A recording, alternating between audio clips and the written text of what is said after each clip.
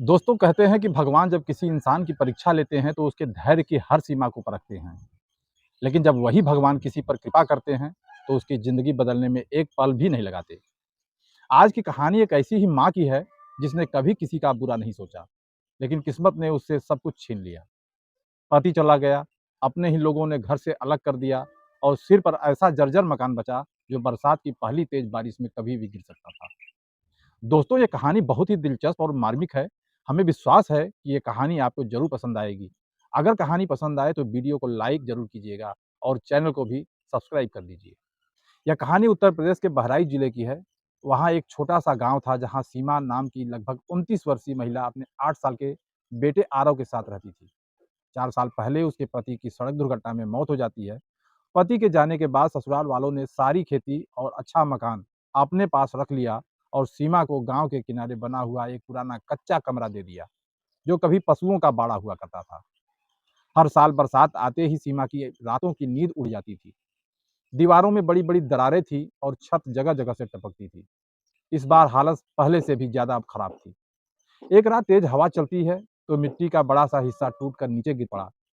आरव डर कर अपनी माँ से लिपट गया और उसने कहा, माँ, हमारा घर गिर जाएगा क्या? सीमा ने बेटे को सीने से लगाया और बोली, नहीं बेटा, मैं कुछ न कुछ ज़रूर करूँगी। लेकिन उसके पास कुल मिलाकर सिर्फ 6,000 रुपए होते हैं। अगली सुबह उसने तय किया कि चाहे जैसे भी हो, कुछ ईंटें लेकर आएगी और कम से कम 3 दीवारों को तो मजबूत कर ही देगी। गाँव से लगभग 5 किलोमीटर दूर एक बड़ा ईंट भट्ठा था। सुबह-सुबह वह बेटे का हाथ पकड़कर वहाँ पहुँच गई। सीमा ने दफ्तर में बैठे मुंशी से हाथ जोड़कर कहा, भैया, मुझे कुछ ईंटें चाहिए। मुंशी ने रजिस्टर से नज़र उठाई और कहा, कितनी? सीमा बोली, बस इतना कि मेरा छोटा-सा घर बन जाए। उसने अपने आँचल की गाँठ खोलकर 6,000 रुपए मेज़ पर निकाल कर रख देती है।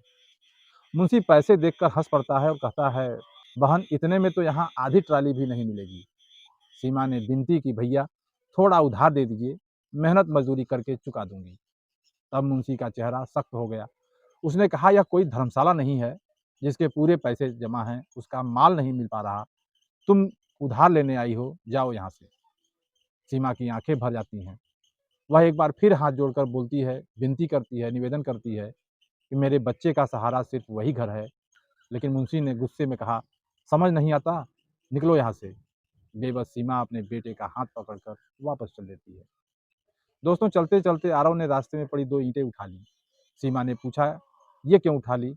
आरव बड़े ही मासूमियत से बोला, माँ, मैं भी अपना घर बनाऊंगा। यह सुनकर सीमा की आंखों से आंसू बहने लगे। उसी समय पीछे से एक सफेद कार आकर रुकती है। गाड़ी से लगभग 42 साल का एक व्यक्ति उतरा। वह साधारण कपड़े में, सफेद कुर्ता पायजामा पहने हुए था। गंभीरता थी उसकी आंखों में और अपनापन था। वह भट्ठे का मालिक राघव प्रताप सिंह था। उसने मुस्कुराकर आरव से पूछा, बेटा, 2 ईंटों से घर बनाएगा क्या? आरव ने मासूमियत से जवाब दिया, अभी नहीं, लेकिन एक दिन जरूर बनाऊंगा। बच्चे की यह बात सुनकर राघव कुछ पल के लिए चुप हो गया। उसने सीमा की तरफ देखा और पूछा, क्या बात है? सीमा ने पूरी कहानी सुना दी। राघव बिना कुछ बोले कुछ देर तक सोचता रहा। फिर उसने सिर्फ इतना कहा, तुम दोनों मेरे साथ चलो, पहले मुझे पूरी बात समझनी है। सीमा घबरा गई। उसे समझ नहीं आ रहा था, यह आदमी उसकी मदद करेगा या कोई नई मुसीबत आने वाली है। दोस्तों, राघव सिंह अपनी गाड़ी की तरफ बढ़ते हैं मुस्कुराते हुए और कहते हैं, डरो मत, मैं तुम्हें कहीं गलत जगह नहीं ले जा रहा। पहले हम लोग बैठ करके बातें करते हैं। सीमा ने पहले अपने बेटे आरव की तरफ देखा, फिर भगवान का नाम लेकर गाड़ी में बैठ जाती है। रास्ते भर दोनों चुप रहते हैं। करीब 10 मिनट बाद गाड़ी एक बड़े से पुराने लेकिन बेहद सलीकेदार घर के सामने रुकती है। घर के बाहर आम और नीम के पेड़ थे। आंगन में तुलसी का चौरा बना हुआ था। घर देखकर साफ लग रहा था कि परिवार कभी बहुत खुशहाल रहा होगा। राघव ने अंदर जाते ही अपनी माँ को आवाज लगाते हैं, तो अंदर से लगभग 80 वर्ष की एक बुजुर्ग महिला बाहर आती है। उनका नाम सरस्वती देवी था। उनके पीछे धीरे-धीरे लाठी के सहारे चलते हुए राघव के पिता भी, जिसका नाम राम प्रसाद सिंह था, वो भी बाहर आ जाते हैं। दोनों की उम्र ज़्यादा हो चुकी थी। राम प्रसाद सिंह को कुछ साल पहले लकवा मार गया था, जिसके कारण वो ठीक से चल नहीं पाते थे। राघव ने सीमा की तरफ इशारा करते हुए कहा, अम्मा, ये सीमा है। सरस्वती देवी ने मुस्कुराकर कहा, आओ बेटी, बैठ जाओ। सीमा झिझकते हुए जमीन पर बैठ गई। कुछ देर तक सामान्य बातें होती रहीं। फिर राघव ने पूछा, तुमने बताया कि तुम मेहनत मजदूरी करती हो, अगर रोज़ काम मिलेगा तो तुम क्या करोगी? सीमा बिना देर किए हुए बोली, साहब, मैं मेहनत से कभी पीछे नहीं हटी, बस काम मिलना चाहिए। तब राघव ने कहा, देखो, मेरे माता-पिता बूढ़े हो गए हैं, घर में नौकर हैं लेकिन कोई दिल से उसकी सेवा नहीं करता। जो आता है 2-4 दिन बाद छोड़कर चला जाता है। अगर तुम चाहो तो इनकी देखभाल का काम कर सकती हो। सीमा ने तुरंत हाथ जोड़ लिए। उसने कहा, अगर मुझे यह काम मिल जाए तो भगवान का बहुत बड़ा उपकार होगा। राघव ने साफ शब्दों में कहा, काम आसान नहीं है। समय पर दवा, समय पर खाना, साफ-सफाई, बातें करना, यह सब कुछ करना होगा। सीमा ने बिना कुछ सोचे हुए जवाब दिया, जिस माँ-बाप ने उम्र भर अपने बच्चों को सँभाला, उनकी सेवा करना मुश्किल नहीं, पुण्य का काम होता है। यह सुनकर सरस्वती देवी की आंखें भर जाती हैं। उन्होंने मन ही मन सोचा, लगता है इस बार भगवान ने सही इंसान को भेजा है। दोस्तों, शाम होते होते सीमा ने बिना किसी के कहे पूरे घर की साफ सफाई शुरू कर दी। सबसे पहले सरस्वती देवी के कमरे की सफाई की, पुरानी चादर बदल कर नई चादर लगाई, कमरे की खिड़कियां खोली, दवाइयां एक जगह करीने से रखी। फिर राम प्रसाद सिंह को गर्म पानी से हाथ मुंह धुलवाया, रात का खाना अपने हाथों से खिलाया। खाना खाते समय वह उनसे गांव की पुरानी बातें पूछती रही। कई महीनों बाद दोनों बुजुर्गों के चेहरे पर मुस्कान दिखाई देने लगी। जब राघव शाम को भट्ठे से वापस लौटा, जैसे ही वो अंदर आया, उसने देखा कि उनकी माँ बरामदे में बैठी मुस्कुरा रही थी। पिता भी पहले से ज्यादा प्रसन्न दिखाई दे रहे थे। यह देखकर राघव हैरान हो गया। उसने पूछा, अम्मा, आज इतनी खुश दिख रही हो? तब माँ बोली, बेटा, आज बहुत दिनों बाद किसी ने हमें इंसान समझकर दो बातें की। राघव की नज़र सीमा पर गई। वह रसोई में काम कर रही थी। उसने मन ही मन सोचा, जिसे आज सुबह ईंट नहीं मिली, उसने शाम तक इस घर की बिखरी हुई खुशियां जोड़ दी। उसी पर राघव को पहली बार लगा कि शायद भगवान ने किसी को उसके घर किसी वजह से भेजा है। अगले ही दिन से सीमा ने पूरे घर की जिम्मेदारी अपने हाथों में ले ली। सुबह सूरज निकलने से पहले उठना, आंगन में झाड़ू लगाना, पूजा पाठ करना, तुलसी पर जल चढ़ाना, फिर सरस्वती देवी और राम प्रसाद सिंह को चाय देना, यह उनकी रोज की दिनचर्या बन गई। कुछ ही दिनों में पूरे घर का माहौल बदलने लगा। पहले जहाँ हर समय सन्नाटा रहता था, अब वहाँ हंसी की आवाज़ें सुनाई देने लगी। सीमा काम करते-करते अम्मा से पुराने ज़माने की बातें पूछती और बाबूजी गाँव के किस्से सुनाया करते। आरव भी स्कूल से लौटकर दादा-दादी के पास बैठ जाता, कभी उनका चश्मा लाकर देता, कभी दवा तो कभी अखबार पढ़कर सुनाता। राघव यह सब देखता तो उसके चेहरे पर बरसों बाद सुकून दिखाई देता। एक शाम वह भट्ठे से लौट रहा तो देखा कि सरस्वती देवी बरामदे में बैठकर हंस रही थी। राघव ने हैरानी से पूछा, अम्मा, आज किस बात पर हंसी आ रही है? सरस्वती देवी मुस्कुराकर बोली, अरे बेटा, आरव मुझे मोबाइल चलाना सिखा रहा था। कह रहा था, दादी, अब आप वीडियो कॉल पर बात करना सीख जाइए। राघव की नज़र आरव पर गई तो वह मासूम मुस्कुरा रहा था। राघव ने महसूस किया कि जिस घर में पहले सिर्फ नौकरों की आवाज़ आई थी, वहाँ अब अपनापन लौट आया है। करीब 1 महीने बाद एक दिन राघव ने सीमा को बुलाया। सीमा से पूछा, आरव की पढ़ाई कहाँ तक हुई है? सीमा ने झिझकते हुए कहा, साहब, सरकारी स्कूल में पढ़ता था लेकिन फीस, किताबें और कपड़ों की वजह से स्कूल नहीं जा पा रहा है। राघव कुछ देर सोचता रहा। फिर अगली सुबह उसने आरव का दाखिला शहर के एक अच्छे स्कूल में करा दिया। नई यूनिफॉर्म, नया बैग, किताबें और जूते, यह सब कुछ देखकर आरव की खुशी का ठिकाना नहीं रहा। वह भागकर अपनी माँ के पास आया और बोला, माँ, अब मैं खूब पढ़ूंगा, बड़ा आदमी बनूंगा और सबसे पहले तुम्हारे लिए बहुत बड़ा घर बनाऊंगा। सीमा ने बेटे को गले से लगा लिया।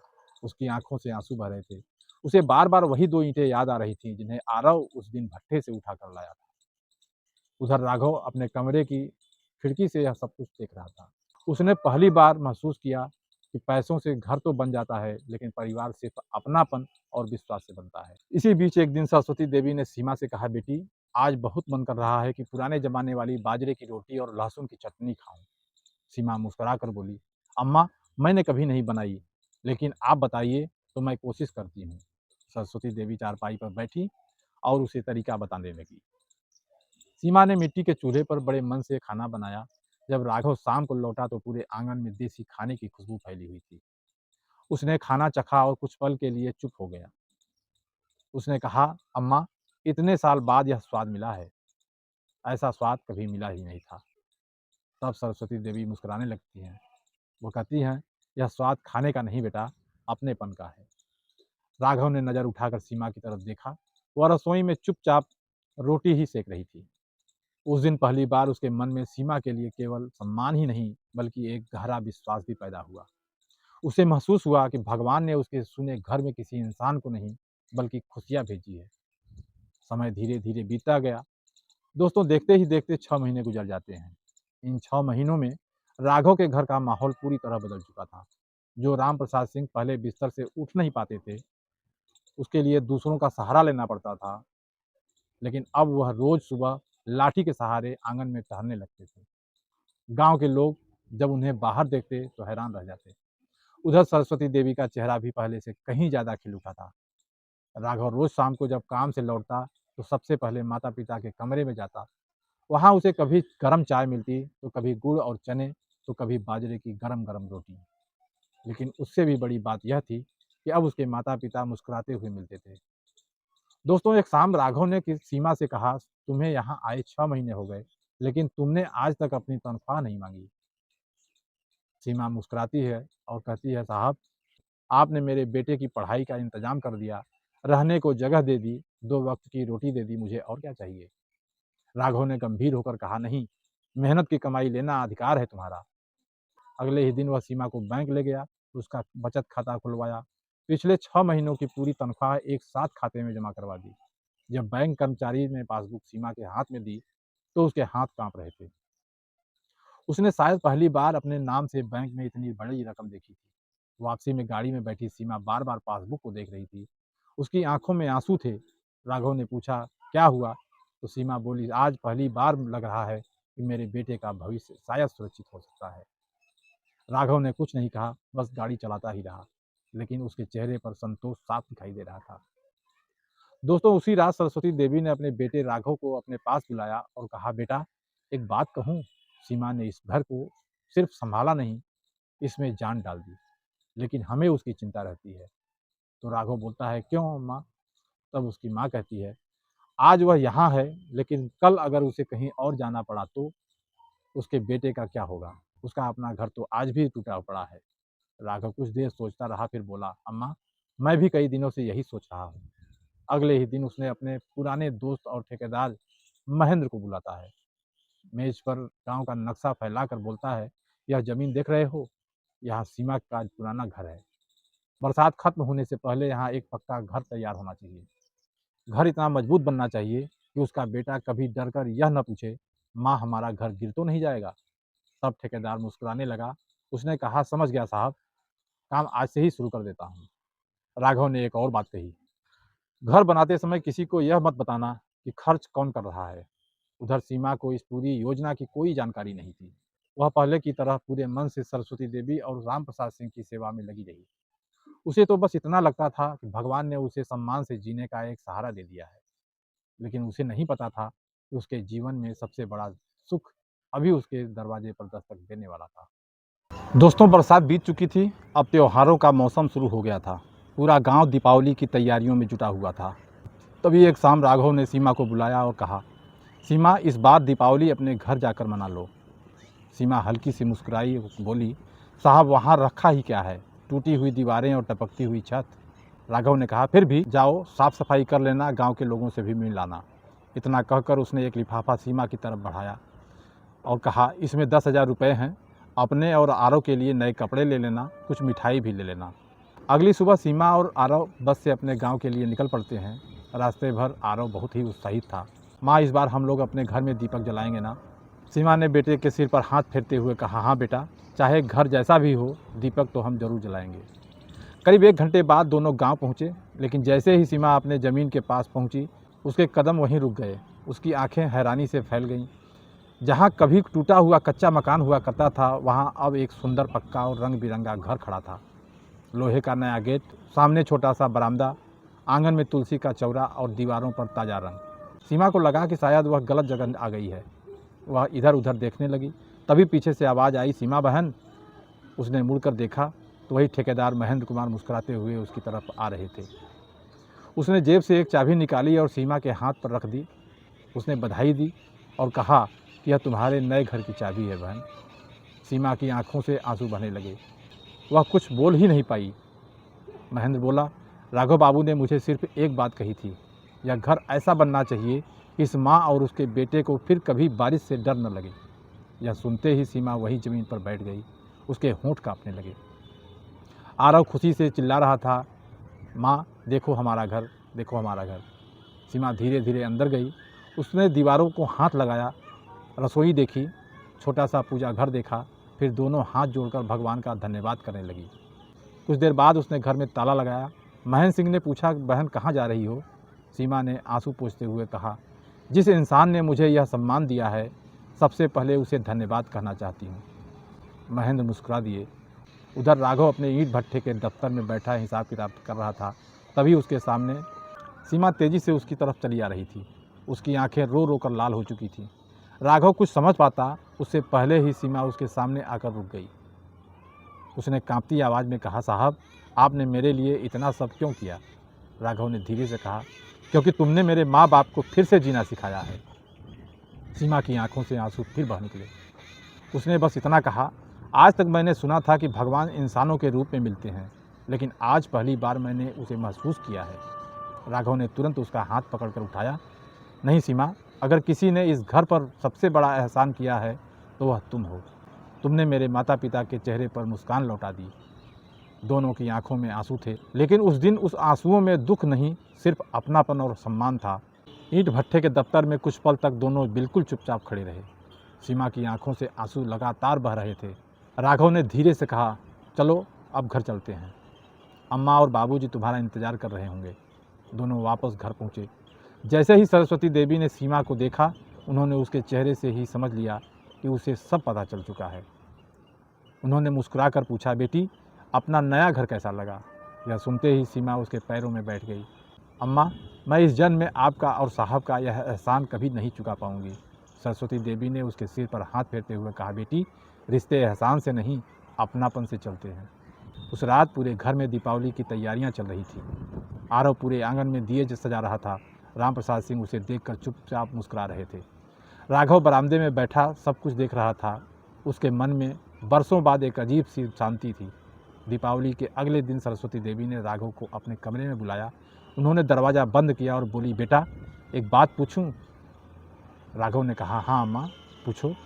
क्या तूने कभी अपनी ज़िंदगी के बारे में भी सोचा है? तब राघव बोलता है, मेरी ज़िंदगी तो आप दोनों की सेवा में ही है। सरस्वती देवी ने सिर हिलाया। नहीं बेटा, इंसान को जीने के लिए एक साथी भी चाहिए। राघव चुप हो गया। अगर तुम्हें बुरा न लगे तो मैं सीमा के बारे में सोच रही हूँ। राघव ने पहली बार अपनी माँ की आंखों में देखा। फिर धीरे से बोला, अम्मा सच कहूँ पिछले कुछ महीनों से मैं भी यही सोच रहा हूँ, लेकिन डरता था कि कहीं लोग यह न कहें कि मैंने उसकी मजबूरी का फ़ायदा उठाया। सरस्वती देवी ने दृढ़ आवाज़ में कहा, जो लोग बातें बनाते हैं वे कभी किसी का दुख नहीं बांटते। फैसले हमेशा दिल और चरित्र देख कर लेने चाहिए, दुनिया देख कर नहीं। 2 दिन बाद राघव ने सीमा से बात करने का फैसला लिया। शाम का समय था। आंगन में हल्की ठंडी हवा चल रही थी। सीमा तुलसी के पास दीपक जला रही थी। राघव उसके पास जाकर खड़ा हो गया। कुछ क्षण दोनों चुप रहे। फिर राघव बोला, सीमा अगर मैं तुमसे एक बात पूछूं तो क्या तुम सच सच जवाब दोगी? सीमा ने सिर झुका दिया। जी पूछिए। उसने पूछा, क्या तुम इस घर को अपना घर मानती हो? सीमा ने बिना सोचे कहा, जिस घर ने मुझे सम्मान दिया वह मेरे लिए हमेशा अपना ही रहेगा। राघव ने गहरी सांस ली और बोला, अगर मैं चाहूँ कि यह रिश्ता हमेशा के लिए बन जाए तो? सीमा ने आश्चर्य से उनकी तरफ देखा। राघव ने आगे कहा, मैं तुमसे शादी करना चाहता हूँ, लेकिन तभी जब यह फैसला तुम्हारी अपनी इच्छा से हो। अगर तुम्हें जरा भी संकोच हो तो तुम साफ मना कर सकती हो।